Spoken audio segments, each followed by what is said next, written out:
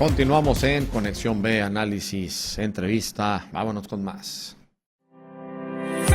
Mario Herrera Telles, abogado especialista en defensa legal y materia de impuestos, presenta Asesoría Fiscal. Adelante, Mario, muy buenas tardes. Hola, Jorge, muy buenas tardes.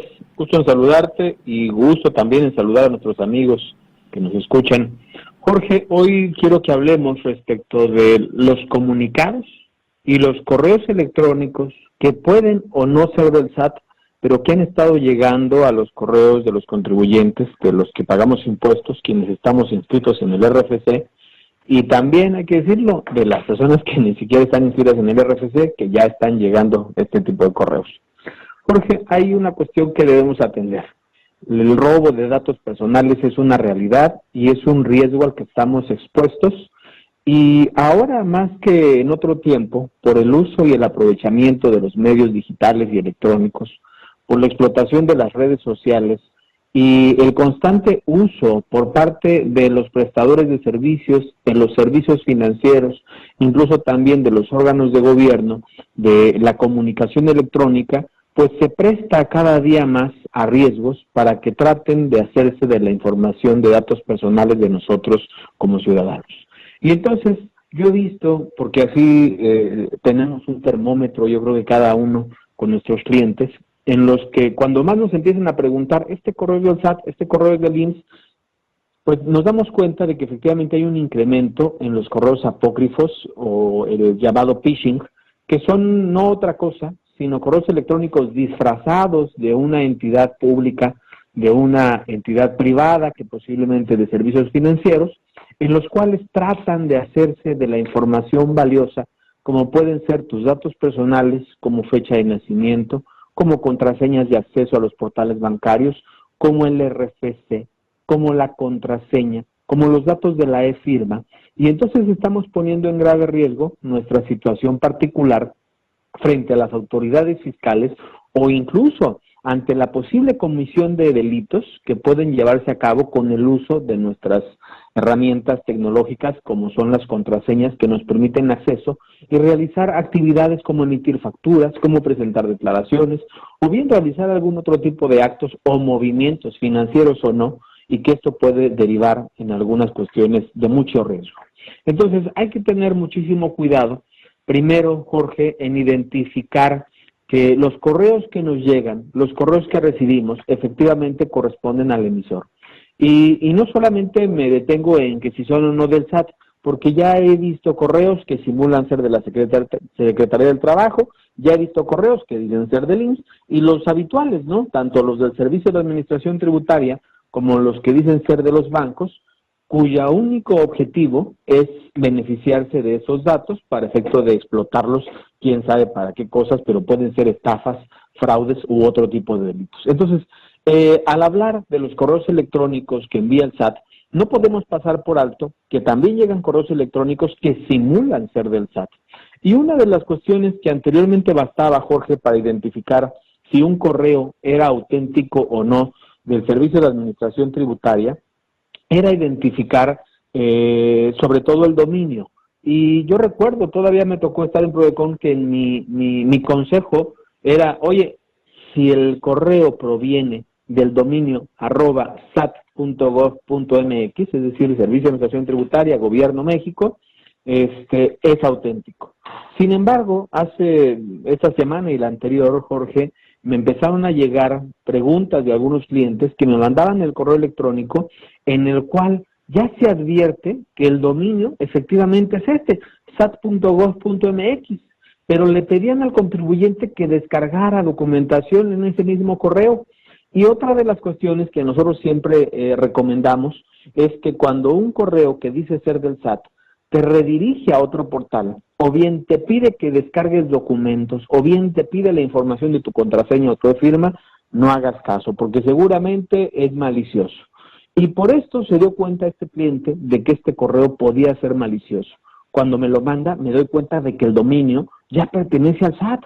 Pero incluso ahí hay una cuestión que revelaba que efectivamente era un intento de robo de datos personales, porque si bien es cierto, decía que el emisor era .sat.gov.mx, después decía mediante y venía una liga de ¿cómo se llama?, de un portal privado. Y así nos dimos cuenta de que no era auténtico. Pero en esto hay que tener muchísimo cuidado, y los tips para quienes nos están escuchando son estos, son muy sencillos. Primero, pues identifica el dominio. O sea, si el dominio es .com, si el dominio es .com.mx, .es, eso no corresponde a los órganos de gobierno.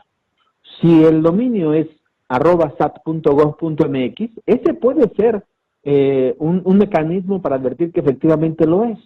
Sin embargo, el SAT no va a enviar correos, Jorge, en los cuales te pida que le suministres por correo electrónico los datos de tu firma, los datos de tu contraseña o tus datos personales, porque el SAT ya los tiene. El SAT no te pediría que le digas cuál es tu CURP, no te pediría que le digas cuál es tu fecha de nacimiento, no te pediría que le mandes documentos personales y tampoco que le des tu contraseña, porque es información que el Servicio de Administración ya tiene. Ahora, una de las cuestiones, un segundo tip, es que cuando la autoridad te diga que le puedes dar clic a un link para ver la información, no lo hagas. Si el SAT te envía algo, siempre te va a pedir que consultes tu buzón tributario. Y en el buzón tributario vas a encontrar las notificaciones que la autoridad te quiere hacer o los comunicados que te quiere hacer llegar. Es decir, la información respecto de tu situación fiscal lo vas a advertir en tu buzón tributario, en tu constancia de situación fiscal, en tu opinión de cumplimiento, pero no en un correo electrónico. Hay uno que está circulando mucho en redes que viene de un correo que dice discrepancias@sat.gov.mx. Y para los contribuyentes que de repente están preocupados por su situación fiscal, cuando escuchan discrepancias dicen, oye, es que este procedimiento sí existe, o sea, la ley sí prevé un procedimiento de discrepancia, y entonces empiezan a alertar. Por eso el tercer concepto, para poder definir si eso no es, consulte con su asesor, consulte con su abogado fiscalista, consulte con su contador, que nos dedicamos a esto, que vemos muchísimos de estos tipos de casos para poder identificar cuáles son auténticos, cuáles son apócrifos y que usted pueda tomar la mejor decisión. Muchos contribuyentes, Jorge, ya cuentan con un asesor de cabecera, es decir, como nosotros, ya tenemos un contador que nos auxilia para hacer los cálculos, para presentar declaraciones, y ya cada vez más hay contribuyentes que tienen a su asesor legal de cabecera también, a su abogado, y que estos se complementan. Bueno, pues si usted dispone de uno, cuando le llegue un correo de este tipo, consúltelo con él. Oye, ¿este correo es auténtico o no? Para efecto de poder conocer de qué manera lo atendemos. Ahora, esto nos lleva a un segundo paso. Si nosotros identificamos, ya hicimos el escrutinio, Jorge, de si es auténtico o apócrifo, y llegamos a la conclusión de que es auténtico, entonces conviene informar que efectivamente la autoridad manda algunos comunicados, manda algunos correos y manda algunos mensajes de tipo SMS a los contribuyentes.